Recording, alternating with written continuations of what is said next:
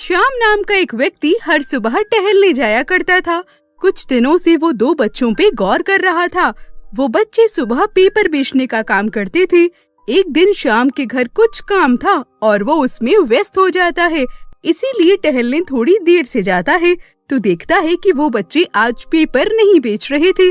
वो आगे बढ़ता है तो देखता है कि उन दोनों लड़कों में से एक लड़का लोगों के जूते साफ करने का काम कर रहा होता है और एक मंदिर के सामने फूल बेच रहा था। श्याम समझ नहीं पाता है कि उन दोनों बच्चों ने अपना काम क्यों बदल लिया। श्याम सोचता है कि वो आज इन बच्चों से बात जरूर करेगा। जो बच्चा जूता साफ कर रहा था, श्याम उसके पास जाकर उससे बोलता है, अरे बेटा, एक बात बताओ, तुमने पेपर बेचने का काम क्यों छोड़ दिया? अरे अंकल, ये कहना तो गलत होगा कि हमने पेपर बेचने का काम छोड़ दिया है। अरे लेकिन कल मैं टहलने आया था तो देखा था कि तुम दोनों भाई पेपर बेचने का काम कर रहे थे, लेकिन फिर अचानक से आज अलग अलग काम क्यों कर रहे हो? अरे नहीं साहब, ऐसा नहीं है। हम दोनों भाई सुबह सुबह पेपर बेचते हैं और उस काम के बाद हम दोनों अलग अलग तरह तरह के काम करने लगते हैं, जैसे कि जूते पॉलिश करना, फूल बेचना और भी बहुत सारे काम। अच्छा, बेटा ये तो बताओ कि तुम्हारा नाम क्या है? जी, मेरा नाम तो राजा है और मेरे भाई का नाम राम है। और बेटा, तुम्हारे पिताजी कहाँ रहते हैं? अंकल, दरअसल हमारे पिताजी की मृत्यु तो 2 साल पहले ही हो गई थी और उसके बाद से ही हम दोनों भाई खुद का काम करके जैसे तैसे पैसे कमाते हैं और गुजारा कर रहे हैं। अच्छा बेटा, जानकर बहुत दुख हुआ, लेकिन ये तो बताओ कि अभी तुम लोग कहाँ रह रहे हो? जी, हमारा तो कोई ठिकाना नहीं है। हम तो बस यहीं काम खत्म करके फुटपाथ पे ही सो जाते हैं। बेटा, एक बात तो बताना, क्या तुम दोनों मेरे साथ मेरे घर चलोगे? मैं तुम दोनों को एक बेहतर जिंदगी देना चाहता हूँ। श्याम दोनों बच्चों से बात करता है और बच्चे मान जाते हैं। श्याम उन दोनों बच्चों को अपने साथ अपने घर ले आता है। अरे सुनीता, बाहर तो आओ, देखो कौन आया है। श्याम की आवाज सुनकर सुनीता बाहर आती है और उन दोनों बच्चों को देखकर बोलती है, छी, ये दोनों कौन हैं और आप ये किसे पकड़ लाए हैं?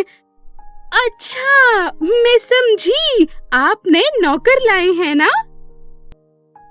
अरे सुनीता, ये तुम क्या कह रही हो?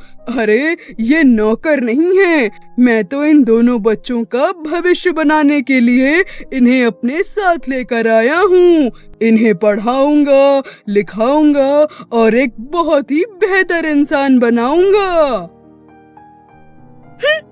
छी, अजी, आप ये कैसी बातें कर रहे हैं? अरे हमारा घर इन भिखारियों के लिए थोड़ी ही ना है। सुनीता, आज तो कह दिया सो कह दिया। आज के बाद ऐसी बात अपने मुंह से कभी मत निकालना। मैं इन्हें अपनी मर्जी से लेकर आया हूँ, समझी तुम? श्याम के सामने ना चाहते हुए भी सुनीता उन बच्चों के साथ अच्छे से व्यवहार करती है। अरे सुनीता, मुझे काम के सिलसिले में कुछ दिनों के लिए बाहर जाना है। तुम अपना, राजा और राम का अच्छे से ख्याल रखना। मैं जल्द ही लौटूंगा। इतना सुनकर श्याम की पत्नी मन में ही सोचती है, अच्छा है अजी, एक बार बस आप घर से जाइए तो फिर देखिएगा कि मैं इन दोनों का क्या हाल करती हूँ।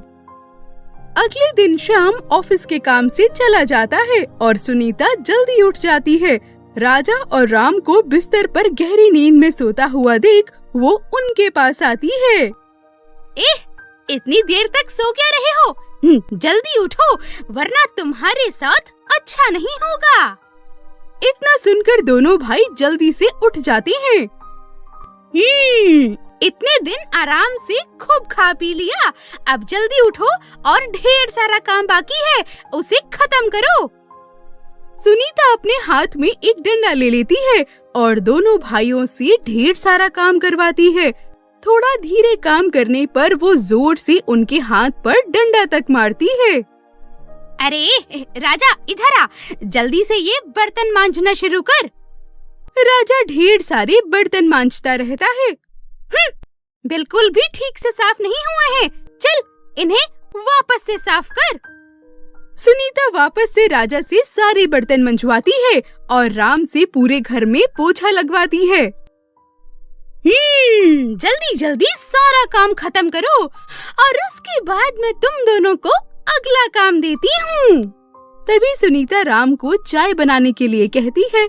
राम चाय बनाकर सुनीता को लाकर देता है। तभी थोड़ी सी चाय सुनीता के हाथों पर गिर जाती है और सुनीता घुमाकर एक जोरदार चांटा राम के गाल पर मार देती है और तभी श्याम वहाँ पर आ जाता है। अरे सुनीता, ये तुम क्या कर रही हो? अरे बस भी करो, मैंने सब कुछ अपनी आँखों से देख लिया है। तुम इन छोटे छोटे मासूम बच्चों से कितना बुरा बर्ताव करती हो। अभी के अभी निकल जाओ मेरे घर से। अरे नहीं जी, मुझे माफ कर दीजिए, मुझे घर से मत निकालिए। मैं आपसे वादा करती हूँ, मैं आज के बाद ऐसा कुछ भी नहीं करूँगी। मुझे घर से मत निकालिए। नहीं, मुझे अब तुम्हारी कोई बात नहीं सुननी। बस अभी के अभी निकल जाओ यहाँ से और आज के बाद कभी अपनी शक्ल तक मत दिखाना। अरे नहीं, मैंने कहा ना, माफ कर दीजिए मुझे। अरे अंकल, इनको अपनी गलती का एहसास है, इन्हें माफ कर दीजिए, इन्हें घर से मत निकालिए। देखो ये बच्चे कितने मासूम हैं। तुमने इनके साथ इतना बुरा बर्ताव किया, उसके बाद भी ये तुम्हारे लिए ही सिफारिश कर रहे हैं। देखो तुम। मुझे अपनी गलती पर पछतावा है जी। मैं अब कभी भी इनके साथ कोई बुरा बर्ताव नहीं करूंगी। बस इस बार के लिए मुझे माफ कर दीजिए। ठीक है, हम बच्चों के कहने पर तुम्हें एक आखिरी मौका देता हूँ। और अब से सुनीता भी उन बच्चों को अपने बच्चों की तरह रखने लगती है और सभी लोग प्यार से खुशी खुशी रहने लगते हैं।